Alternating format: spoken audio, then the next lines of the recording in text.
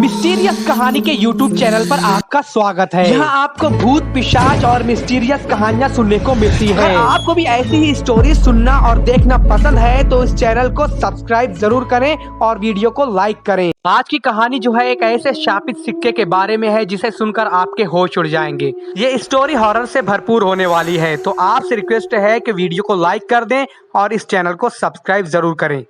गाड़ी दवाखाने के सामने आकर रुकती है। उसमें से एक जोड़ा बहुत ही परेशान होकर उतरता है। न जाने उनके साथ क्या हुआ था, लेकिन बहुत उदास और लाचार लग रहे थे वो। ये दवाखाना दिमागी मरीजों का था। उनके साथ में एक 5-6 साल की लड़की भी थी। वो अपनी माँ का हाथ पकड़कर साथ में चल रही थी। जैसे ही वो दवाखाने के अंदर जाते हैं, वो सीधा रिसेप्शन में एक नर्स से बात करते हैं। डॉक्टर साहब हैं क्या? हमारा नंबर कब आएगा, जरा चेक करो तो। नर्स ने उनका नाम पूछा। मैं मंदार और मुझे मेरी बच्ची को दिखाना है। उसका नाम त्रिशा है। मंदार ने जवाब दिया। सर, आपका चौथा नंबर है। आप थोड़ी देर बैठिए, जैसे आपका नंबर आएगा मैं आपको आवाज दूंगी। नर्स ने ऐसा बोलकर मंदार को और उसकी बीवी को इशारे से बैठने को कहा।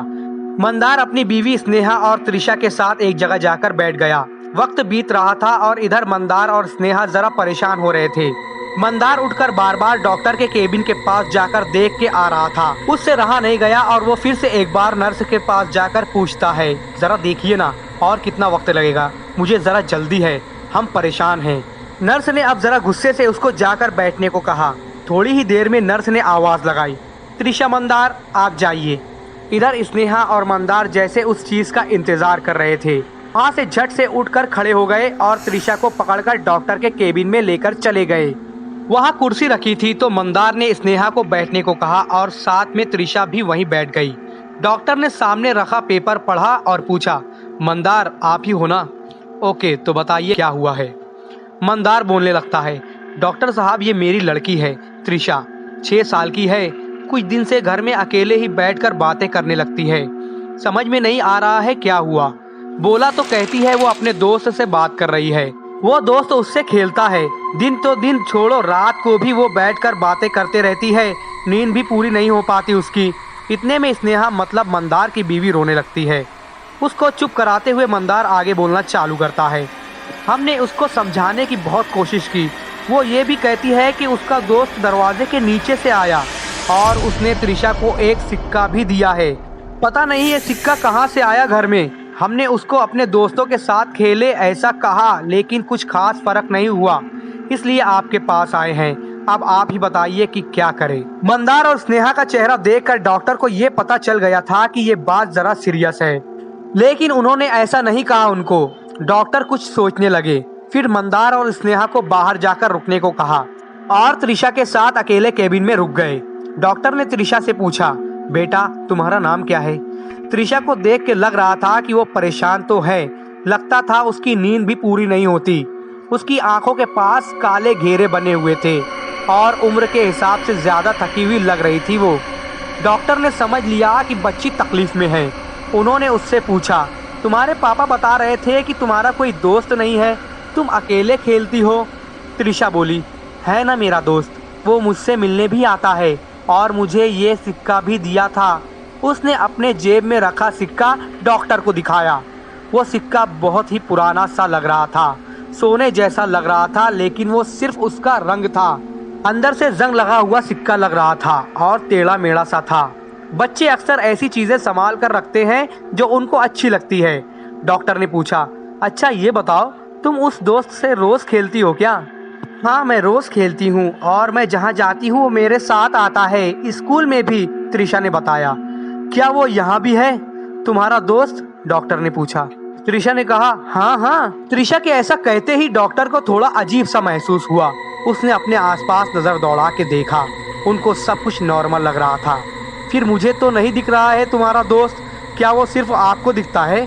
डॉक्टर उसको प्यार से पूछ रहे थे और मंदार और स्नेहा केबिन के बाहर से सब कुछ सुन रहे थे। नहीं अंकल, वो मेरा दोस्त तो आपके पास ही खड़ा है। आपको देखकर वो हंस रहा है। वो ऐसे नहीं दिखता। ये सिक्का आपको हाथ में रखकर कहना है मुझे मरना है, तभी वो दिखेगा। डॉक्टर को थोड़ा अजीब लगा, लेकिन त्रिशा की बात सुनकर उनको भी लगा कि उनके केबिन में कोई है। लगा जैसे एक ठंडी हवा का झोंका उनको छू कर गया हो। वो मन में मुस्कुराए और त्रिशा के पेरेंट्स को अंदर आने को कहा।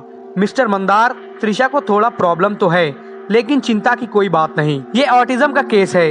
ऐसे बहुत से पेशेंट यहाँ आते हैं। इसमें जो लोग अकेले होते हैं वो अक्सर अपने मन में जो सोचते हैं वो सच्चाई में महसूस करते हैं और इनसे बातें करते हैं। ये बीमारी धीरे धीरे ठीक हो जाती है, चिंता की कोई बात नहीं। ये दवाई मैं देता हूँ, आप देना चालू करें और कुछ हो तो मुझे आकर मिलो। और हाँ, त्रिशा को खुश रखो और उसके मनपसंद की चीजें करने दो। उसको घुमाने ले जाओ, लेकिन अकेला मत छोड़ना। मंदार और स्नेहा बस हाँ बोलकर वहाँ से निकल आते हैं। वो सब घर जाते हैं। इधर जैसे ही ये लोग जाते हैं, डॉक्टर कोई पेशेंट ना होने से वो भी थक कर आराम करने के लिए वॉशरूम की तरफ जाते हैं, हाथ मुंह धोने के लिए। अचानक उनके दिमाग में त्रिशा की वो बात याद आती है। वो सिक्का त्रिशा वही छोड़ जाती है। सिक्का हाथ में उठाकर वो मन में ही बोलता है कि क्या सच में मुझे मरना है? ये कहने से वो बच्चा दिख सकता है। और ऐसा बोलकर वो सिक्का बेसिन के ऊपर रखकर अपना चश्मा निकाल कर चेहरे के ऊपर पानी डालने लगते हैं। और जैसे ही वो अपना सर ऊपर करते हैं, शीशे में कुछ दिखता है, धुंधला सा। वो ठीक से नहीं देख पाते। रुमाल से चेहरा पोंछकर अपना चश्मा चढ़ाकर देखते हैं तो शीशे में कुछ नहीं दिखता। उनको लगा कि ये वहम होगा।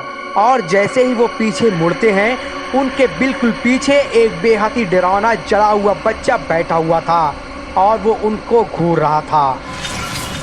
डॉक्टर को सोचने तक का और आवाज देने तक का मौका भी नहीं मिला।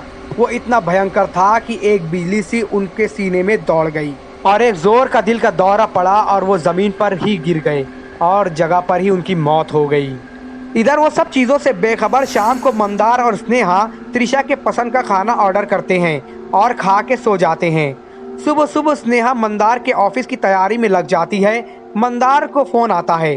वो आंख मूंदे फ़ोन उठाता है और उसकी नींद जैसे एक झटके से उड़ जाती है। वो कुछ समझ पाता कि उसकी बीवी स्नेहा वहाँ आ जाती है। स्नेहा, त्रिशा के डॉक्टर की कल रात मौत हो गई, दिल का दौरा पड़ा था। यार ये क्या हो रहा है, समझ में नहीं आ रहा। मंदार ने उसको देखकर कहा। त्रिशा अभी भी सो रही थी। मंदार, अब कैसे करेंगे?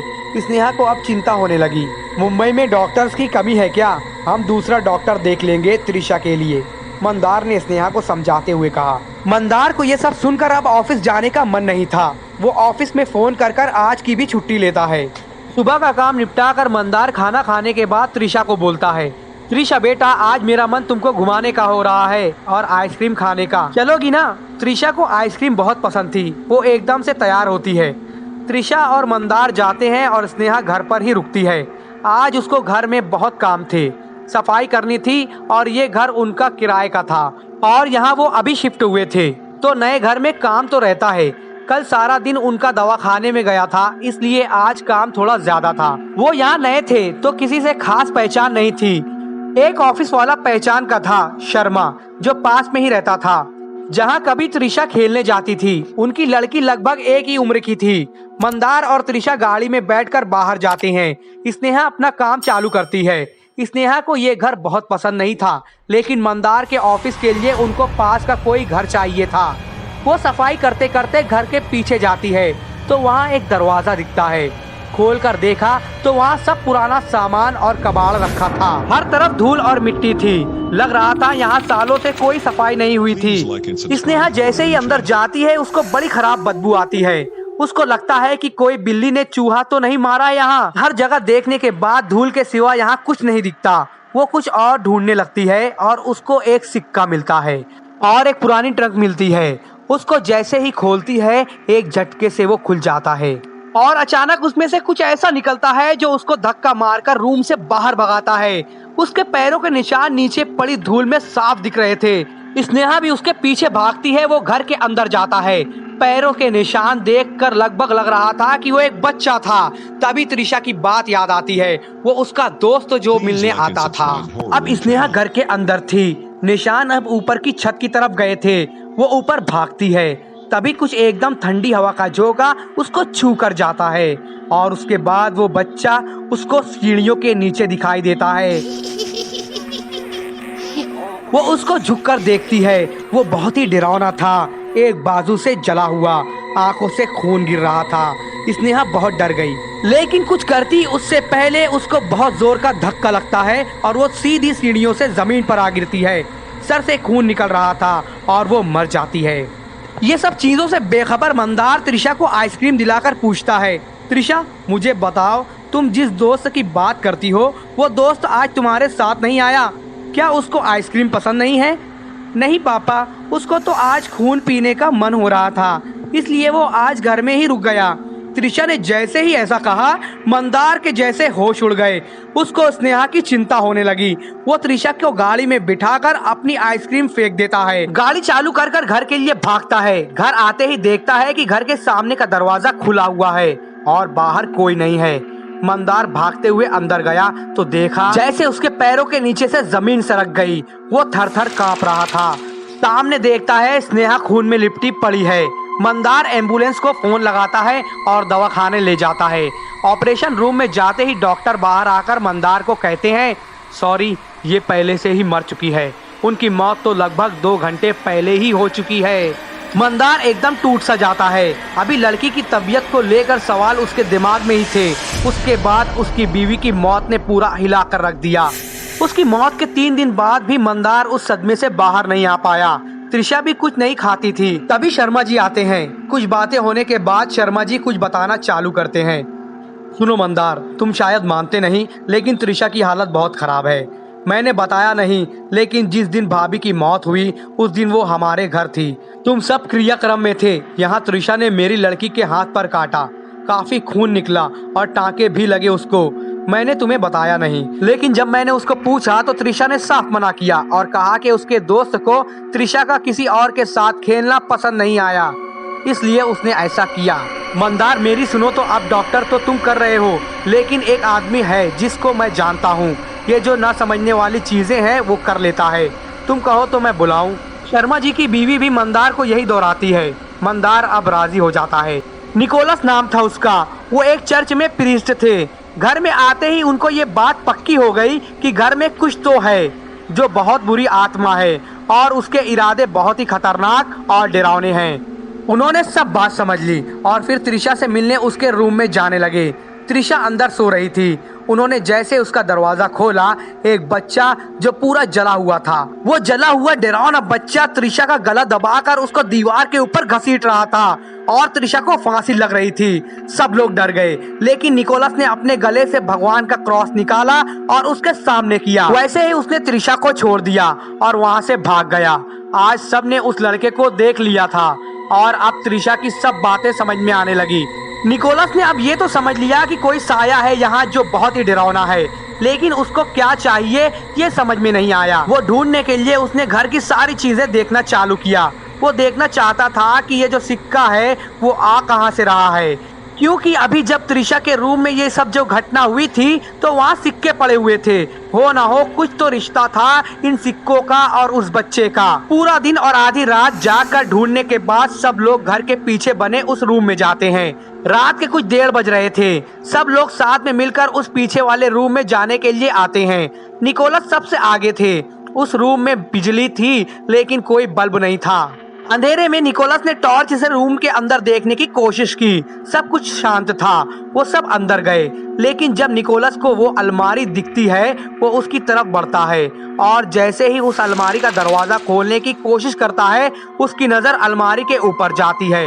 वैसे ही ओह माय गॉड, वो जला हुआ बच्चा उसके ऊपर कूद जाता है और उसका गला पकड़ लेता है। निकोलस भी डर जाता है, लेकिन जल्द ही होश में आकर अपने हाथ में रखा क्रॉस उसके सामने कर देता है। वो जला हुआ बच्चा चिल्लाते रोते हुए वहाँ से गायब हो जाता है। इस बात से ये तो पता चल सका कि उस बच्चे को वश में लाया जा सकता है। थोड़ा समझने के बाद वहाँ उनको वही बॉक्स मिलता है जो त्रिशा की माँ को यानी के स्नेहा को मिला था।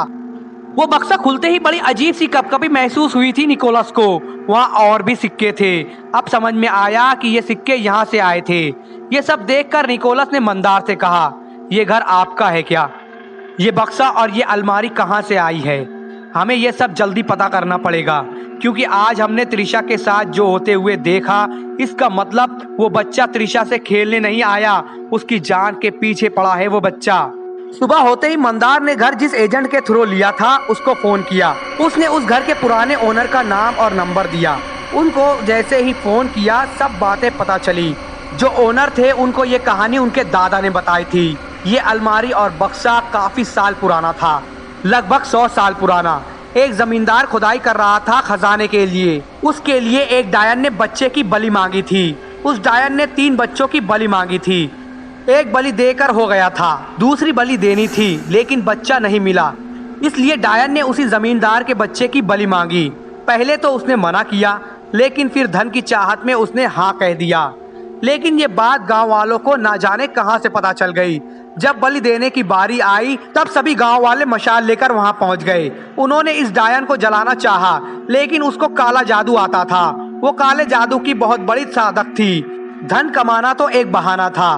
वो बच्चों की बलि से अपने काले जादू की ताकत बढ़ाना चाहती थी। जैसे ही वो मरने लगी उसकी काली रूह उस जमींदार के बच्चे में चली गई। तो लोगों ने उस बच्चे को भी जलाना चाहा, लेकिन ऐसा ना हो सका और वो बच्चा बिना जले रह गया। उस बच्चे को इन्हीं सिक्कों के साथ दफन कर दिया गया। इस तरह वो धन जो मिला था वो शापित हो गया था। वो शापित सिक्का सालों तक अपनी जमीन में गड़ा रहने के बाद भी वो शाप उन पे रह गया था। लेकिन उस डायन की रूह तो उस बच्चे में ही रह गई थी। और जैसे ही उस जमीन पर कुछ सालों बाद घर के पुराने मालिक ने काम चालू किया तो ये बक्सा मिल गया जिनमें वो शापित सिक्के थे। उन्होंने सिक्का छुपाना चाहा। कुछ दिन बाद वो खुद पागल हो गए और कहते हैं कि उनको भी बच्चा दिखता था। बाद में वो सब घर छोड़कर चले गए, लेकिन अब वो डायन वापस आ गई है और उसको अपना तीसरा बच्चा चाहिए। इसलिए वो त्रिशा के पीछे पड़ी है। ये सब बातें समझ आने के बाद अब निकोलस कोई गलती नहीं करना चाहता था। इधर देखता है कि त्रिशा अब सिर्फ जिंदा लाश बन चुकी थी और जमीन पर गिर चुकी थी। निकोलस ने अपनी बैग में से पवित्र जल निकाला और उसके गले का क्रॉस हाथ में लेकर कुछ बोलने लगा। उसने पवित्र जल उस शापित सिक्के पर और उस अलमारी पर डाला। जैसे ही उसने ऐसा किया वो बच्चा सबको दिखने लगा। वो भाग रहा था यहाँ वहाँ। अब वो आवाज बहुत ही भयानक लग रही थी। वो अब खुद जलने लगा था और वो शापित सिक्के भी एक एक करके मिट्टी में मिल रहे थे। वो डायन जो बच्चे में थी अब जलकर राख हो चुकी थी और वो सिक्के भी। अब त्रिशा को भी होश आ रहा था। वो उठी जैसे कुछ हुआ ही नहीं। अपने पापा को देखकर भागकर लिपट गई। निकोलस का काम भी पूरा हुआ था। उसने उस डायन को मुक्त किया और त्रिशा को नई जिंदगी मिली। लेकिन इन सब में त्रिशा को अपनी माँ की जुदाई सहन करनी थी। निकोलस ने जाते हुए त्रिशा से पूछा, मुझसे दोस्ती करोगी त्रिशा? लेकिन मैं सिक्का नहीं दूंगा, आइसक्रीम और चॉकलेट दूंगा, चलोगी? त्रिशा सिर्फ मुस्कुरा रही थी।